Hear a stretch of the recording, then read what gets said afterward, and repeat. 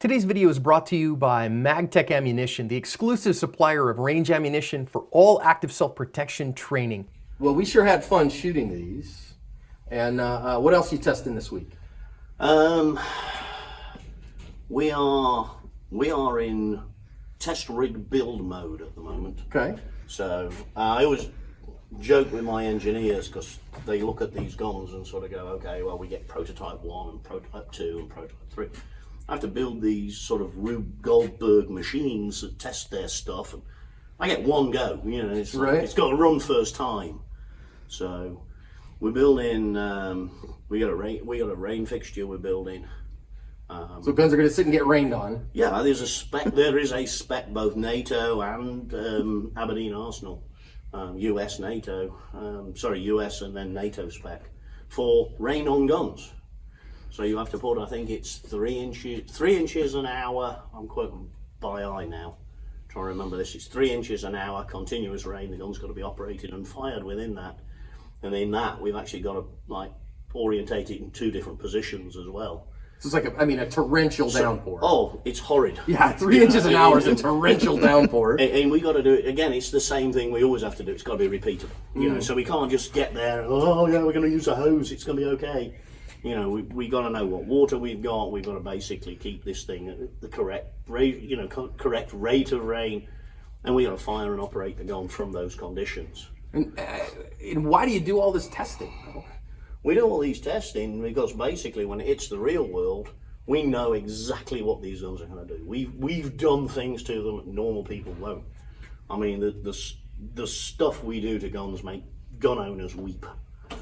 I mean, we take silicon abrasive, and we pour silicon abrasive. We pour it into guns. We blow it into guns. We mix it with water and dip guns in it. So do you think that testing's maybe a little more repeatable than some YouTube dude dropping it in a pond? Absolutely. I mean, we know drop in a pond. I mean, you take a pond. Okay, did he land it on a reed bed? Did he hit some rock? Did he actually drop it into a big pool of silt? You know, what's in that pond?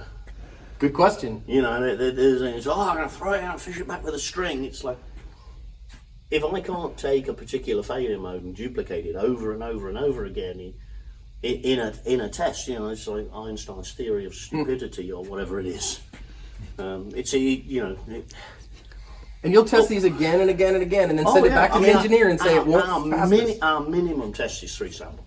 So we take 3 sample guns and run them through a test. And when we got 3 sample guns through a test, you know, the engineer will make any adjustments, or sometimes they'll just ask us to run them again. So, I mean, we'll run guns through tests over and over and over, and that's why we have to have this repeatability in what we do. And the result is things like this, where, you know, I mean, we can hold our hands up. We make the best barrels in the world. I mean, our barrels are something to behold. Yeah, for sure. The alloy we use, the way we treat those barrels, they're heat treated, they're properly tempered, they're chrome lined. I mean, they'll live with the best and better. So you get a barrel from HK, and everyone's a better than average machine gun barrel. So there's an interesting thing here I want you to see with Bill, because I think some people, if they just casually looked at your job and you test guns for a living, and you really, it kind of sucks. And people go, that's my dream job. It must be a cool job. You know, we get. I mean, the one we're heading into at the moment, I got 70,000 rounds to put through a pistol.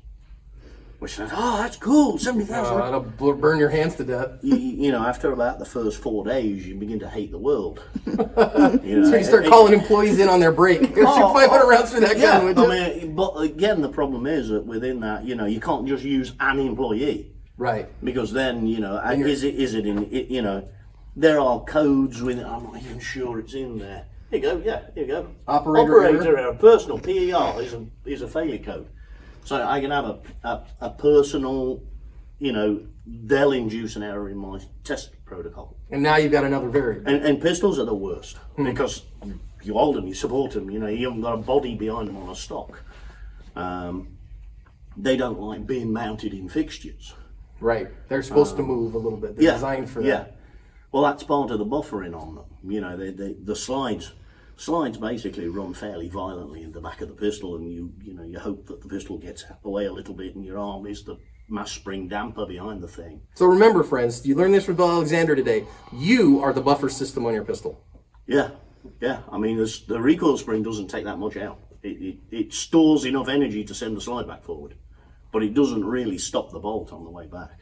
That's you that does that. It's you that does that, and right. the slide hitting the pistol frame, and you sort of having some give in it.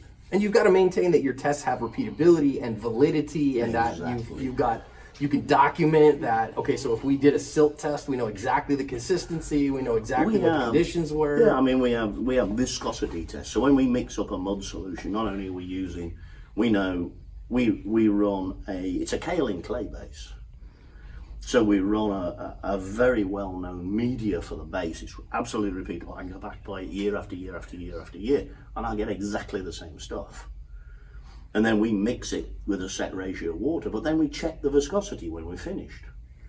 All our dirt, we buy technical dirt, Technical dirt. not regular dirt. Well, I think we should go take a look at Bill's workshop and see where he does all this. What do you think? Bill, you want to show us? Yep, we're gonna have a look.